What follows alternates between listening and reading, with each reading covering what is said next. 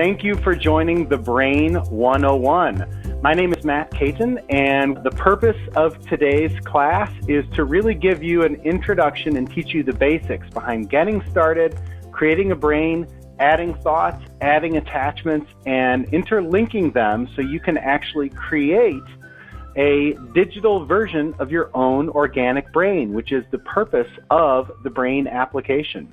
So without further ado, I'm going to go ahead and get started.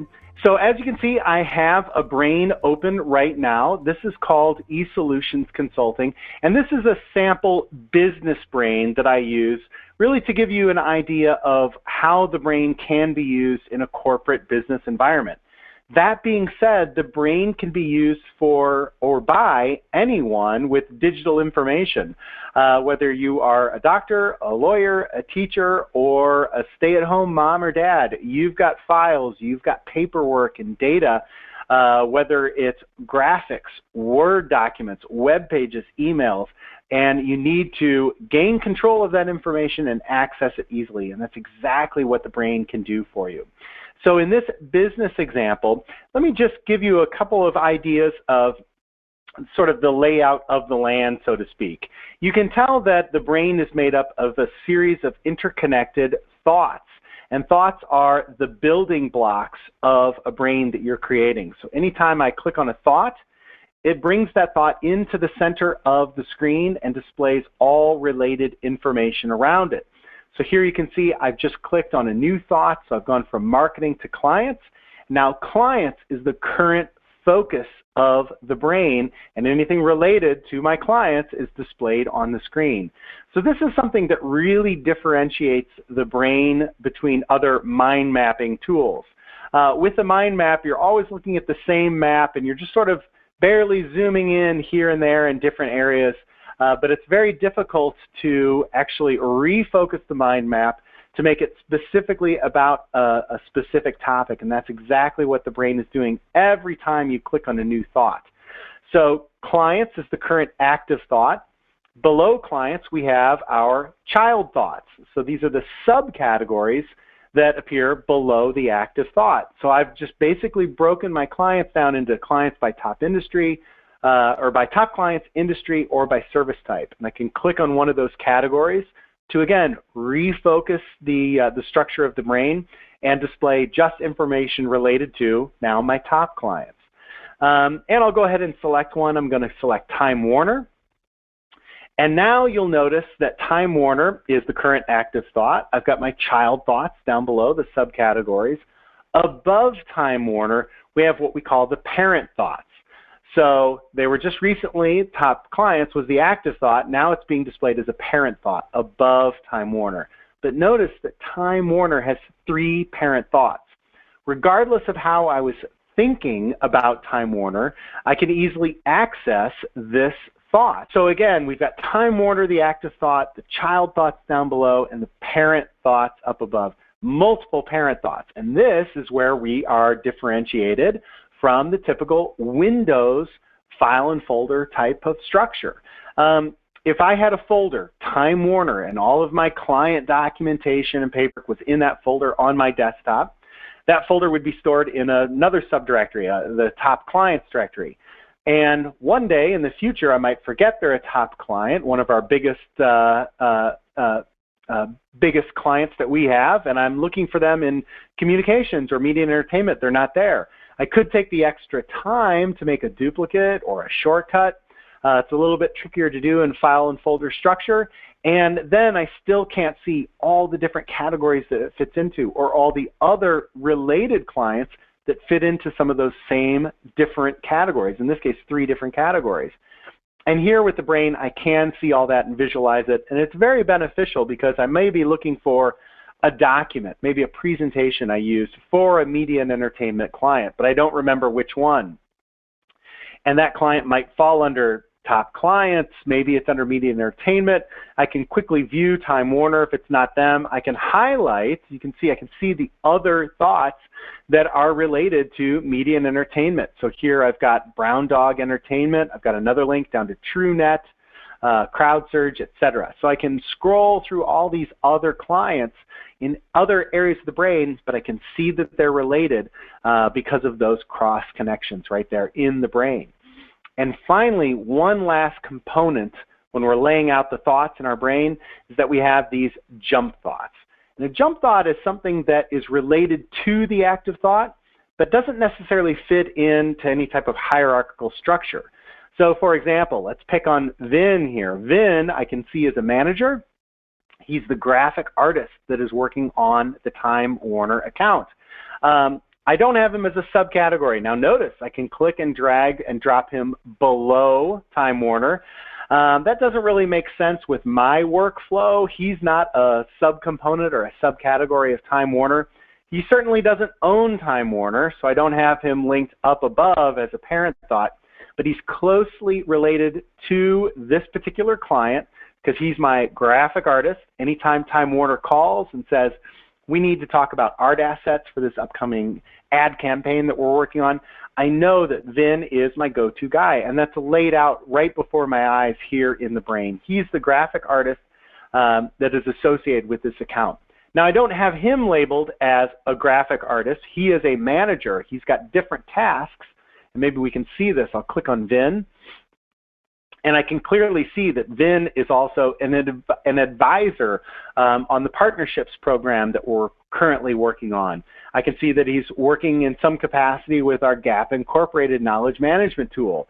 If I'm trying to get a hold of Vin and he's not available, I can see that he's got a new assistant, Liz George, or that he's in the business development managers. I can speak with some of the other managers in his department. This area of my brain that I've just clicked over into is an org chart, so I can see who reports to who and what their responsibilities are within my organization. And clearly I can see that Vin is the graphic artist for our leading client, Time Warner. So the thought types, the link types, all help add greater context. And if there's time today, I'll set up a few thought types, tags, and link types on some thoughts as well. Also notice that many of the thoughts have web attachments or Word documents associated with them. It's very important to point out that every individual thought within your brain can be associated with one or more different files of any type of digital content. So these can be sound files, video files, web links, documents, whatever you'd like, whatever type of files you're working with, they can be associated with a thought in the brain. And clicking on those attachments will launch that attachment in its native application. And there my corporate portal development document opened up in the Word on my other monitor. So let's go ahead and close that. And we'll get into adding attachments and content to the thoughts that we're creating when we create a new brain from scratch in just a moment. Sharing with you a few more key components of the actual brain is the ability to do a search within the brain as well. Everything that you put into the search, all those documents you're attaching, whether it's a shortcut or an internal attachment or just a link to a web page, if it's text-based, it is automatically indexed and therefore searchable. So I can go right down here to the search box, and rather than navigating through a very large brain, I can search for the word power. And first you can see my instant search results. These are the thoughts that contain the word power, which is what I currently have typed in. So I can click to go to one of those documents. This is a PowerPoint presentation I used for another client. Or I can do a search for the word power and click on the search button. That will take me to the search tab. So I'll just open that up down below. And notice that my search results are broken up into a few main categories. So this first component are all of the thought matches. So there, once again, John Powers, Power 5, there's Barbara Powers, my AT&T, the Power of the Future document that I created. And down below is wherever the word power is actually showing up in the documents or in the notes. So all of the content here, it's showing up on the Qualcomm website, Dell.com, etc. So the word power is showing up in the internal content as well as on the thoughts, and I can find exactly what I'm looking for.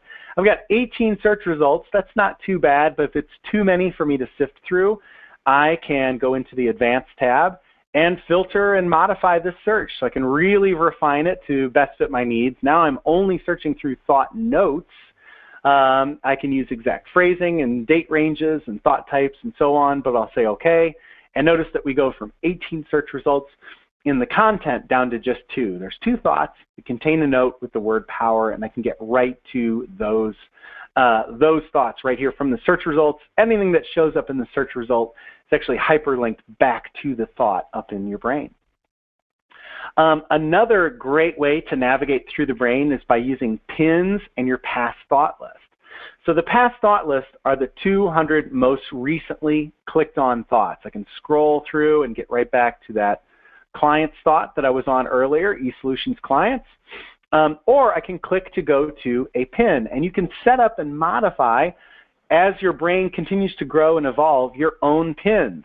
So let's say everything is fine with Time Warner. I no longer am accessing this thought so often, but I have a new ad campaign coming up with Harley Davidson. So I'm going to be jumping in and out of this Harley Davidson thought quite often. I'm going to right-click on this and select to create a pin. And that simply gives me a shortcut. You can see at the very top of the brain, I have a nice little shortcut to easily access this thought. So let's say I'm off working in another area of my brain. I'm working on a new accent client that we're working with. Suddenly I get a phone call from Harley about the upcoming presentation that's due this week. I can click to go directly to that thought and access all of my information down below. So a couple of different ways to access and navigate through your brain. I should also point out that you can right-click on a pin to remove it. That does not delete the thought. It just removes the shortcut to that pin. So you'll notice as we jump in and out of different brains, I'm going to share with you now a few other sample brains that I've got different pins depending on what is currently important to me. And so I think what I'll do now is jump from a very business-oriented brain to a much more playful brain. This is my own personal sort of hobby brain. All of my own personal interests, projects that I'm working on in my pastime, kids' soccer games, my wife's anniversary. I keep track of everything in my brain. Here you can see I was on a thought recently.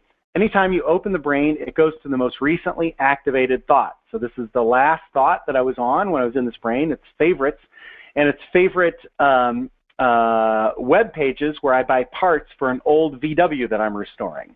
So here you can see are all the different VW parts that I either have purchased or need to purchase. I've got thought types for something that's already purchased and installed and working on the car, something that's purchased, the purchase is complete, but it hasn't been installed yet.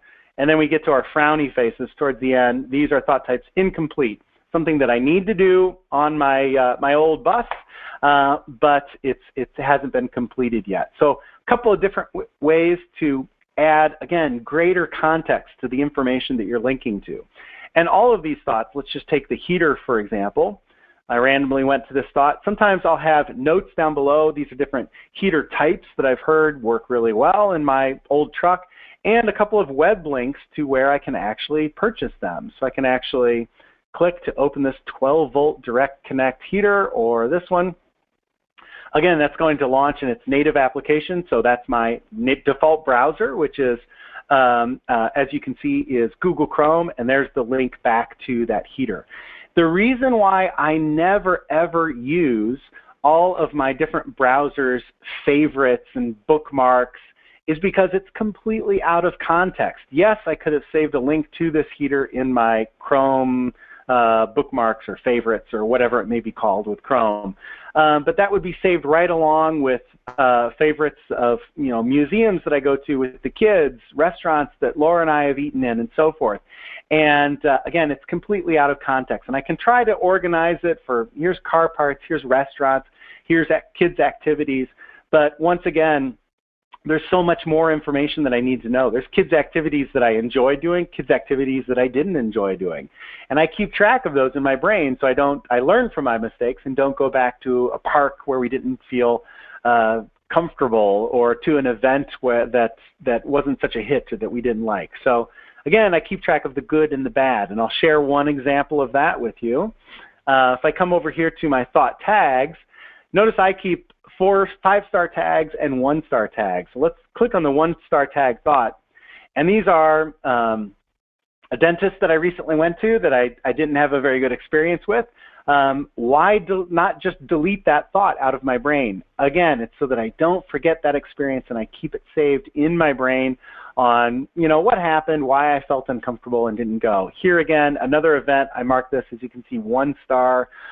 There was, I do some marathons and some racings and some things like that during the summer to stay fit that I really enjoy. This one wasn't organized so well. They had some glass in the parking lot where people are running around barefoot after the swim event and so forth. So just some random notes that I keep down below so I can remember those events and why I either liked them or didn't like them. And just simply saving a web page to the sign-up form would be completely out of context in my browser. So I save all my web links right here in my brain.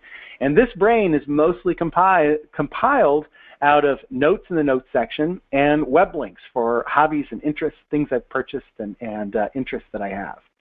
Now, without further ado, let's go ahead and create a new brain from scratch. So you've seen a business brain where I'm keeping track of documents and so forth. Here's a hobby brain, a lot of web pages and notes. Let's create a new brain from scratch so you can see just how easy it is to get started with a brand new brain that is all about you. So I'm going to click on File and select to create a new brain. I'll simply call this MC. Now notice that I'm also presented with a checkbox here. I can actually select from a template brain, a pre-built brain that is built right into the download of the brain. I'll come back to this in a moment and show you an example of what that looks like. But first, I'll show you what happens when you don't select anything. I am now starting from scratch with a brand new brain called MC. Those are my initials, by the way. And I'm going to create this brain on all of my personal hobbies, interests, work information, business. It's all going to be in this one brain. So I'll create an area from scratch first for my businesses. Now notice I clicked and dragged off of the gate. Every thought within the brain has 3 gates, a child gate, a jump gate, and a parent gate. So I click and drag off the child gate. I'm going to create a new child thought. So I'll create an area for my business and click on the green check. So anything about my business is going to be linked to that thought. And let's create an area for recreation. Again, I click and drag off that gate. Notice I can also right-click on a thought to select to create a new child, and even keystroke. There's a whole series of customizable accelerators or keyboard shortcuts that you can use so you can keyboard navigate through your brain, create new content, and so forth. So I'll create a new child thought, again, off of MC for recreation. And under recreation, I'll create a couple of different areas for my hobbies, interests. I'll create an area for sports. And now I'm going to use another trick called the semicolon. The semicolon is a really, really great time saver if you're just getting started with the brain. It allows me to create a group of individual thoughts all at one time. So I save time from click, drag, create over and over. I know what all my recreational hobbies are. There's sports, there's my car, and an area for my family and friends. And so under friends, I'll create a few friends' names here. There's Mike, Barb, Deb, and Phil. And let's go somewhere else. Here under sports, I'll create an area for my softball team. And an area for my bowling league. And my softball team is actually something that I'm putting together with the help of my friend Phil. So I want easy access to softball team to the thought for Phil. So I'm going to click and drag. And notice that when I start typing in Phil, now I only have one thought so far that starts with the letter P. That's Phil. But notice it shows up there in my drop-down list. If I were going to create Barb, I type a B. There's bowling, there's Barb, there's business, all the thoughts that start with whatever I've typed in so far. This is the brain's way of helping you to reduce clutter and duplication of thought names. So let's take Phil, for example. If I were to create a new thought for Phil, I'd have 2 Phil thoughts here in my brain. And I might go to the wrong one in the future, looking for his phone number, his contact information. Maybe he gave me a passcode to open up the clubhouse so I can get all the gear out for our softball practice this Saturday night, and I type that into his notes. Let's go ahead and do that. So I'm going to double click on the existing Phil. So I have 1 thought for Phil. And of course, I'll have his phone number down here in the notes. Let's talk about the notes for just a moment. So Phil's phone number, first and foremost. And his email, phil@softball.com. And then finally, he left me the clubhouse pass. Password is open now, something like that. So the notes are actually one of my favorite areas of the brain, and I'm going to come back and show you a few more features of the notes in just a moment. But you can see how quickly I can just add some contact information in. I can cut and paste from the web or from another application. I do that quite often. Here again, I don't use a lot of those contact documents and applications that are out there for filing all of my people networks, business contacts, relationships, and so forth. I put that all in my notes. And I'll click through again in another brain in just a bit where you'll see all of my contact information is right there in my notes for each individual person, as well as recent discussions that we've had or information about that person that I need to know.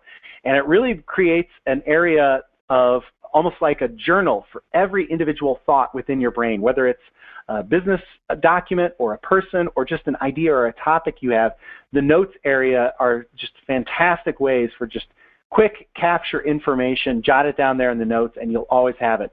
There's no save button. Notes are saved as soon as I click away to another thought. So that note has just been saved. You can also click on Control-S on your keyboard. That'll save the notes as well, but just simply clicking to another thought is like an auto save, and that note is saved on the Phil thought for all time. Now let's jump over to business. So it's just there. Let's go through the past thought lists. And let's say I've got a new client that I'm working with, and we'll call this client Access 5. So this is a new client that I'm working with, and I'm going to be creating basically a marketing campaign for this particular client. And so all of my documents, my presentations, everything is going to go right here in this area of my brain. So if I think about that, if this ad campaign really takes off, I may have dozens or even hundreds of thoughts all connected to this Access 5. And that could get a little bit cluttered and hard for me to navigate through. So thinking ahead, I can always go back and change it, but thinking ahead, I'll create some high-level subcategories. So an area specifically for my meeting notes, an area for my Lifecycle Documents. So those will be things like planning the launch party, documents that I save that sort of scope out the process, the scale of what's been completed and what hasn't, if I'm not keeping track of that in my notes and other documents and so forth. I'll create an area, again, I'm using the semicolon here to create individual thoughts for my web research, and an area specifically for my presentations. So saved a little time with the semicolon. I just clicked on enter, and I've got those 4 individual thoughts at one time. Now, first off, my lifecycle documents. I already have some of these existing in my file and folder structure here on my desktop. So I'm going to open that up and bring that over onto the same screen. And here they are. So I've got my project outline, which I've now solidified with my group. I've saved it in a PDF. I'm just going to click and drag that right into the brain. Now you'll notice what this does is it creates a new child thought. I clicked and dragged below the active thought. So that creates a new child thought with the document name, and that is a shortcut back to the original. So here I'll give you a little side-by-side view. Project outline, it's still there in the original location. Now I have a shortcut in the brain. I know it's a shortcut for a number of reasons. Number one, that's the default in the brain. I can also look at the Thought Tool tab down below when I activate this thought and see where the actual thought resides. The full path is going to be displayed for me there. But most importantly, this very subtle little black arrow icon you see there over the PDF, that's telling me that it's a shortcut over to the actual document. But we have a couple of tricks if you're interested in moving content or copying content into the brain. And of course, why would you want to move something in versus just create a shortcut? That is completely up to you. There's no right or wrong answer. You may be in an environment where you are linking to documents on a shared directory with your entire company or department, and obviously moving them locally onto your machine would restrict their access to those documents. So therefore, a shortcut may be the best option for you. I personally am on the road all the time. I'm traveling. I'm with my laptop. I'm not even always online. Therefore, I want internal attachments in my brain. That's what works best for me. Also, the advantage of moving internal attachments into the brain is that everything that I'm doing here today is on my local machine. I can then sync this brain up to webbrain.com, the brain cloud, and have online access to all of my documents and all of the brains that I've created as well as being able to then sync that brain to other machines where I have editor access, or access my my brains from my mobile devices, from your iPad. We've got an Android app, and iPhone brains work absolutely great. So it's a great way to access your information wherever you go. A shortcut, when you sync it to the cloud, you're only preserving the path, not the actual document itself. So an internal attachment will work best if you are going to be syncing to the cloud. So let's do some internal attachments. I'm going to grab here, I've got this performance doc that I need to refer to. I'm now holding down the Control key on my keyboard. On a Mac, you can do this with the Alt key, drag and drop. On a PC, it is Control, drag and drop. And so I'll just Control, drag and drop this Word document. Now, as you can see, there's that .doc file. I changed the icon for Word documents on my system, so it shows up a little empty. .docx works fine. Let me grab one of those. Here's another research document. For this one, I'll do it a little bit different. Keep an eye on this research, not research 2, but just research. Control Shift. It's the same on Mac and PC. I'll drag and drop that into the brain. And notice that research has actually disappeared from the original location. It is now internal in my brain. So Control Shift, I'm actually moving. The Control drag and drop, I actually made a copy. And then just a straight drag and drop, I made a shortcut. Now, that being said, don't start jotting all this down. What did he say? Control Shift, Control. You'll figure that out as you go along. And it is just simply the Control or Control Shift. But more importantly, I can also right-click, and here I'll go to my project outline, and I'll select Move this file into the brain. And I can do the same for an internal attachment. Research, I right-click, move this file out of the brain. You can always go back and modify how you've made your attachments or how you've structured your brain. So I can go back and right-click on attachments to move them in, out, copy them in, move them in, whatever, again, works best for me. And I'll show you in just a bit, you can do reports. If you have an existing brain and you didn't realize, wait, I could be moving my documents in. I've got so many shortcuts. You can actually run a report to find all your shortcuts in a very large brain very, very quickly and easily and start moving them into the brain. So there are some great features to find all of that information in your brain as well after it's been added in. So there you can see I've moved documents in, I've copied documents into the brain. I can do the same with web documents as well. Let's go ahead and do that now. I'm going to jump over to my web research, and I've got some existing websites here that I really like that I pulled up recently. I'm not even sure what this website is all about, but someone showed it to me recently, and I really love the big, bold graphics. It's cycling through a couple of just different homepage graphics. I really like that. And I want to create something like that for my client. So I'm going to drag this website. Let me make sure I'm under, yes, web research. So right here from my browser, I'm going to drag in the address bar I just click on the little icon there next to the address, drag that right into TheBrain, and I instantly have a shortcut back to that website. You can do this with any web-based URL. So Gmails are great. Each individual Gmail has its own URL. Drag and drop it right into TheBrain. There's a lot of online file sharing services. So think Dropbox, Google Drive, and so forth. All those documents have URLs associated with them. You can copy the URL. So here I'll go to just another web page. In this case, I'll copy the URL. And into TheBrain, I right-click in the background, and I paste the web link. Now, notice that it's changing the actual name for me. These names that it selects are the names that are on the title tag of the web page. So if you know a little bit about HTML, each web page has a title. So you give it a title. It's what shows up in the tool tabs up here above. And that's what TheBrain is going to use for your title. If you don't like it, you can always go back and modify it. So these, for example, I'm never going to remember grain and mortar. I have no idea what that website is even about. It's just, to me, it's the big, bold graphics website. I'll leave the grain and mortar there, but I'm going to change the thought label. Notice here it picked up a label as well from more of the sort of coding of the website. But here I'm going to change the label on this thought to big, bold, graphics. And on Impossible Bureau, once again, don't even know what Impossible Bureau is doing, but what I like that they're doing is they create this cool web page with these neat purple and black backgrounds. I like that too.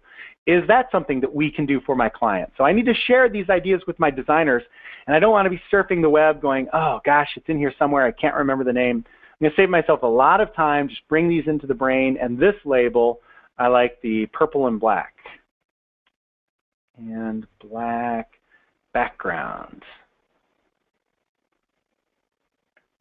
So those are really cool. They look really nice. They'll work well with the colors of this company's logo and so forth. But because I added that information to the label on the Thought Tool tab, notice that's what shows up when I mouse over the thought.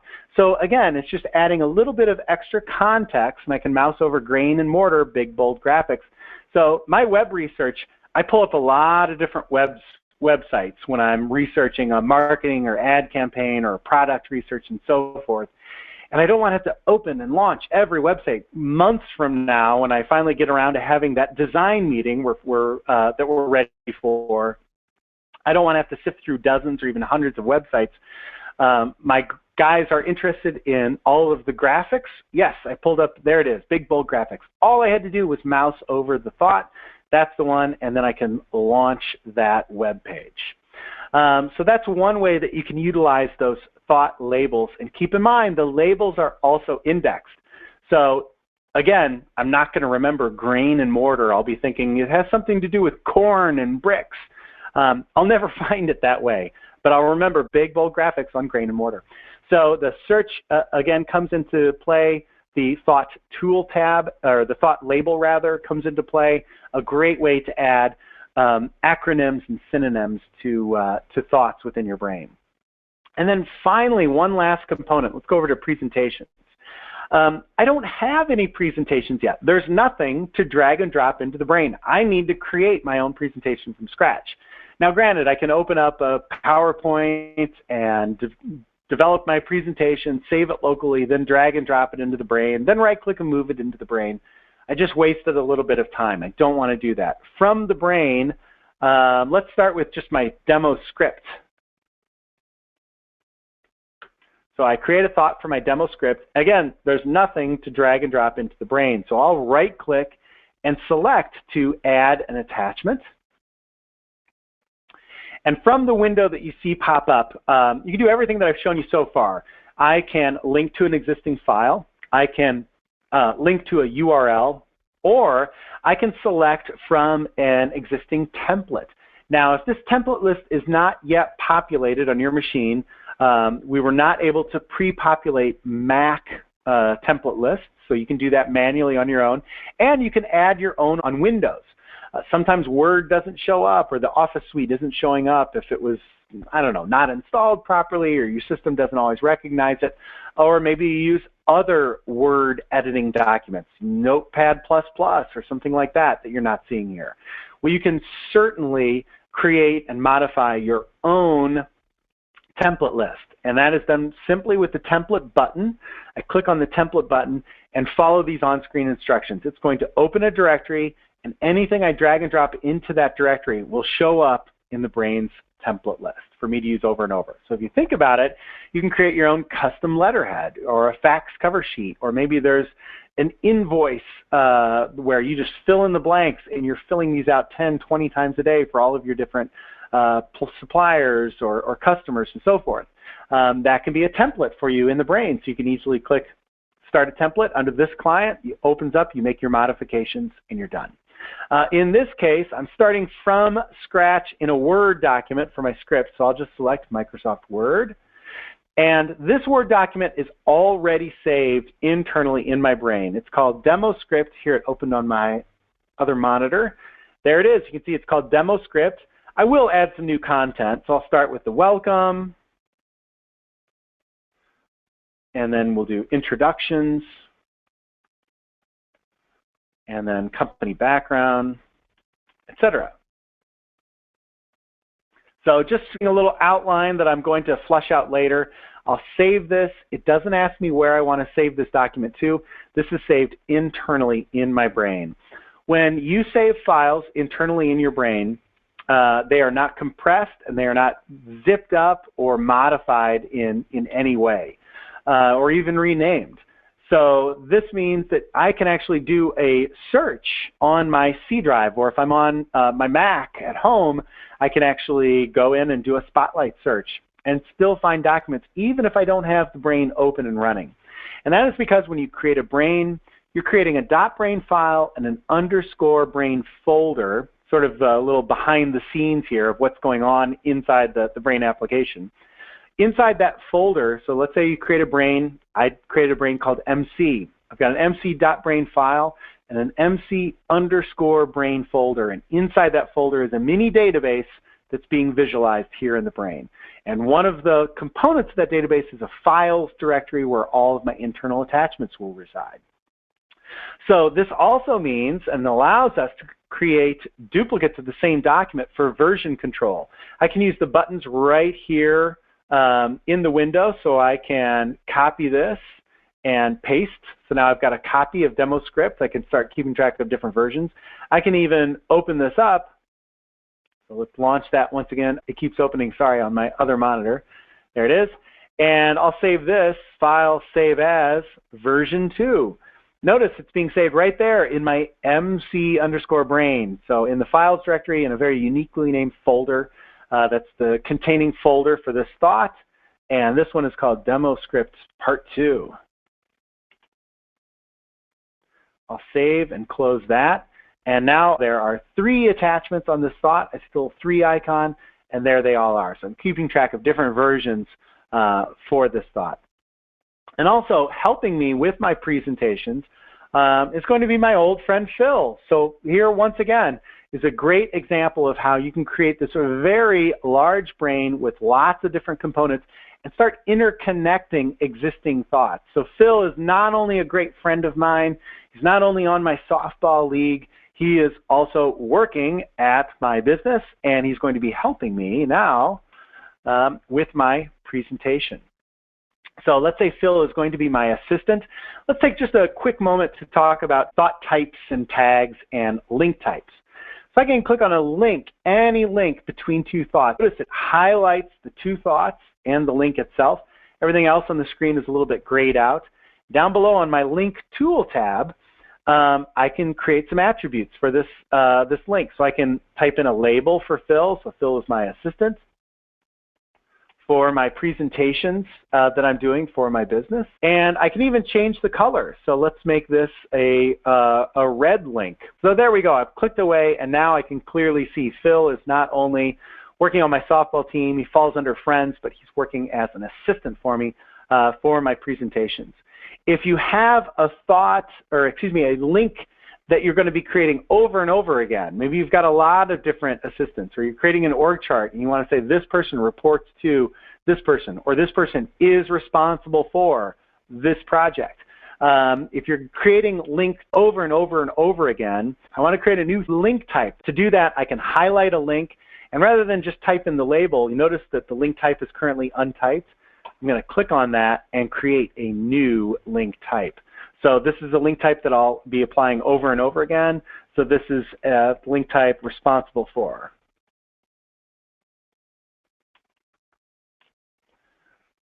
So Phil is responsible for this finance document. The benefit to doing that is I can run a report, find all responsible for link types, or find all assistant link types and so forth, and find all thoughts that have some type of link with that attribute applied to it. So a couple of different ways to add those link types between thoughts.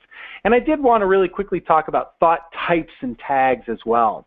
Thought types and tags, and maybe to do this, I'll jump over into my other example. Let's go back to business, and this Access 5 has a new, let's say a new ad campaign.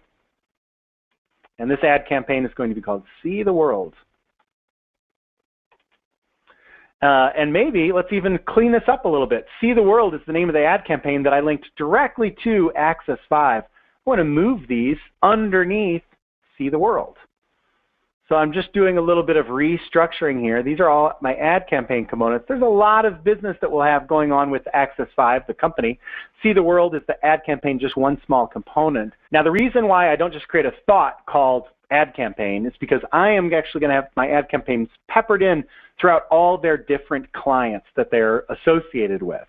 But I can identify them visually as an ad campaign. Here I am on the virtual thought for ad campaign. I can get there by going to my thought types and clicking on any thought type. I only have one in this brain so far, but I want to modify this. So I'll click on the thought type or the thought tab there, and let's just change the color to green. And I'm going to click this little plus icon to add an icon for my ad campaigns as well. So let's say all of my ad campaigns are going to have, I'll go into a different category. These are all the brain's built-in icons, and I'll go into technology and say my ad campaigns are going to have maybe a little camera or something like that, or this little, here we go. Maybe it's going to be a sort of a cell mobile-based ad campaign. So I'll close that, and this is what all of my ad campaigns will look like. Access 5 has a new ad campaign called Travel Again. And as I'm creating the thought, I'll apply the thought type ad campaign. So it inherits those attributes. And again, I can filter my search that I'm doing in a very large brain for just show me my ad campaigns, just show me my customer managers or my databases and so forth. Let's jump back to my other brain that I was in earlier. You can see how quickly I actually flushed out my business, my recreation, my hobbies in this brain that I started from scratch. I already have probably about 20 or 30 thoughts in this particular brain, and it'll just continue to grow as I continue to add content. And this content was added just here in the last 10 or 15 minutes. But let's go back into my eSolutions example. And notice that I've got a lot of different thought types in this particular brain, so I can go to thought types and say, all right, show me all of my ad campaigns. Actually, I don't have any ad campaigns here yet. I've got databases, though. There are all my different databases, and my databases are going to be linked under different areas where the database is stored. So I click on Mail Res DB, and notice that that doesn't fall under a thought called database. It falls under Sam Smith. He's the manager of that database, and he is managing. I can look down here at the password and all the content in the notes section of what's being managed and taken care of on that particular database. So again, these thought types give us additional context to all of the information we're creating within our brain. We also have the option of adding thought tags as well. You can apply multiple thought tags to a thought. So these are the different attributes. This mail read a database, let's say that's top urgent. So I've checked that off on my tags, and I can click my urgent important items, and you can see I have 3 thoughts that have been tagged urgent and important. crowd surge as a prospective client, an existing client, and then some procedures that need to happen on a database. 3 thoughts that would normally never be connected to one another, but they all share a common thread. They are urgent, important. Now, I noticed that I glanced over thought types and tags very, very quickly. This is sort of one of the more advanced features that you can apply to a brain that you're creating. You can also start a new brain with pre-populated thought tags and types as an example. So let's go ahead now and talk about some of those brain templates that you can use to help you get started using a brain. You noticed earlier that I created a new brain by not checking one of the templates. This time I'm going to create a new brain. This time I'll use my full initial set, MSC, but I want to create a business brain. So I'm going to click on business to add that template into my brain. These templates that we provide for you have existing thoughts, existing thought types and tags that you can apply to your thoughts. Maybe you want to create a brain from one of our templates as a sandbox to help you get familiar with the technology, or maybe you want to create, and I'll go ahead and say okay, it'll start creating that brain. Maybe you want to create this as your starting point, and you can go in and just edit the template that we provide for you with all the different thought names and tags and types, and modify them to make your own. Now, it takes a little bit longer for a brain like this to open. Notice that it's pasting in all the thought types and tags. So I'll just let that run in the background. And while that's running, I also want to share a few more features with you. You notice that I had different wallpapers in all the different brains that I opened.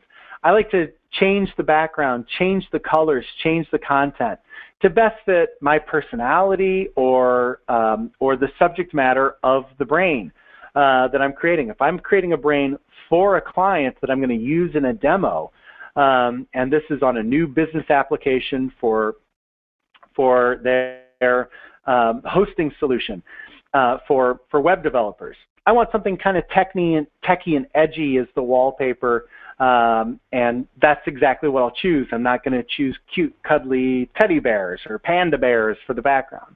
So you can modify the brain to really encapsulate the emotion that it's conveying. And here we're almost done. There we go. We've got our brain created. And let me just navigate through this business brain a little bit. There's my business. And again, this was all generated from that template that you can do as well if you just create a new brain and select from one of your templates, or in an existing brain. If you know you want to move a template into that existing brain, you can click on File and select to import, and import one of our template brains into a brain that you've already created.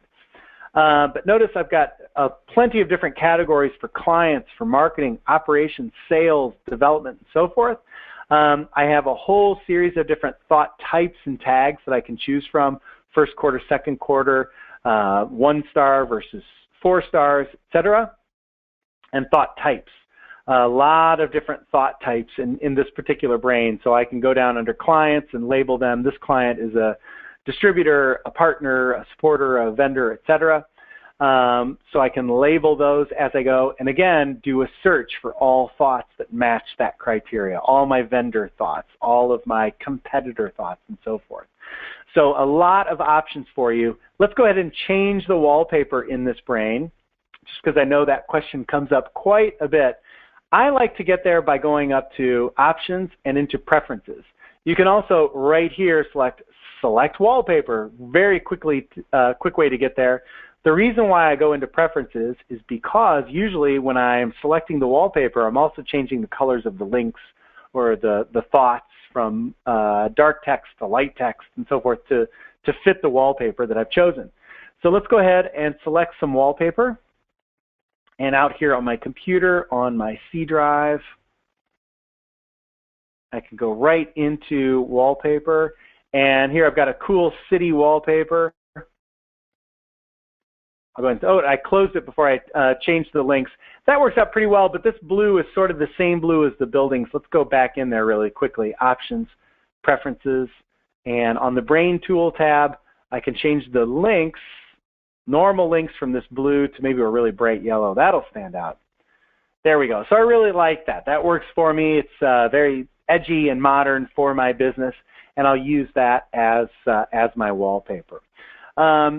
Also, a couple more components. I just want to check my notes. One more thing I wanted to share with you. We talked about this earlier, that the brain that you create here locally on your local machine can be synced to the cloud.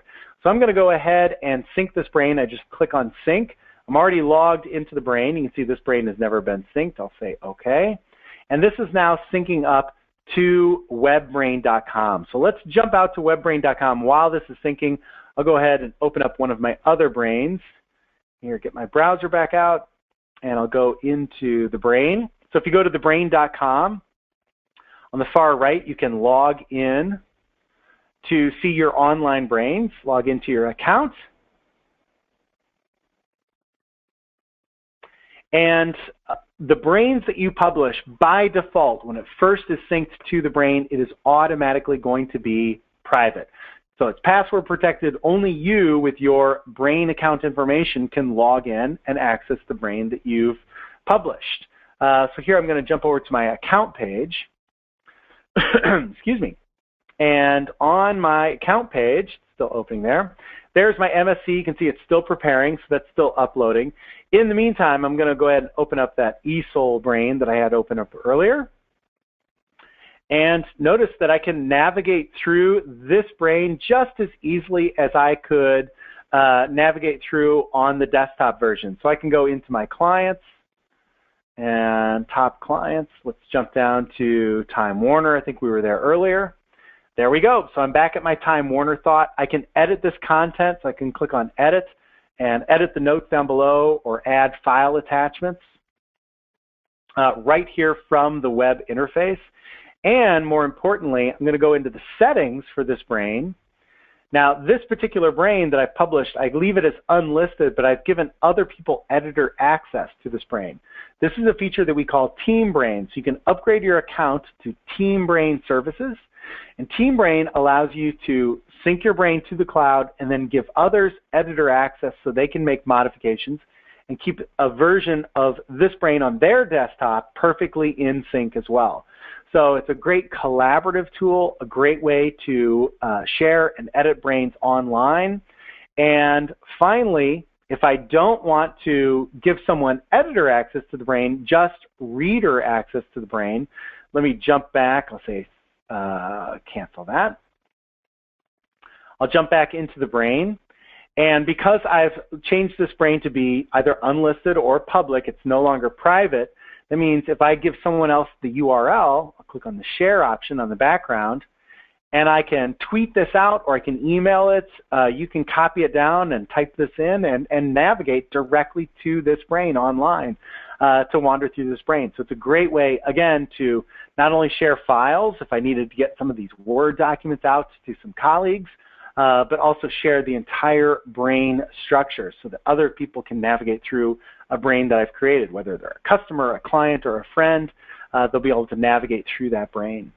And I think with that, those are all the features that I wanted to share with you. I see my brain should be online now. I'm going to go back to my account page.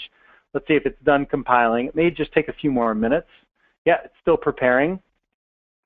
But it looks like it's opening up. There it is. It's actually all ready for me. So here I've got side by side my local desktop version of this brain as well as the online version that I can continue to modify, to add new content and edit right here from the web interface as well. Now that it's online, I can access the brain from my mobile devices too. So a lot of great advantages for you to be able to sync your brain from your desktop up to the cloud. And with that, I think I've covered everything that I wanted to today. Just to recap, we've shared how to create a new brain from scratch, create new thoughts, add content to those thoughts, and interlink them to other thoughts within the brain that you've created. And also take that brain to the next step. Add thought types and tags. Sync that brain with the cloud to have online access. So a few of the more advanced features shared with you there today as well. If you have further questions, you can always contact us at support@thebrain.com. We're happy to hear from you. And our website has some fantastic resources. If you want to know in more detail how can I create thought tags and types, and how can they be modified and edited? There's some great tutorials for you, thebrain.com/tutorials. So some great resources at your fingertips. We're always listening at support@thebrain.com. Thank you so much, everyone, for joining me today. Enjoy your weekend, and most importantly, enjoy your brain. Thanks, everyone. Bye.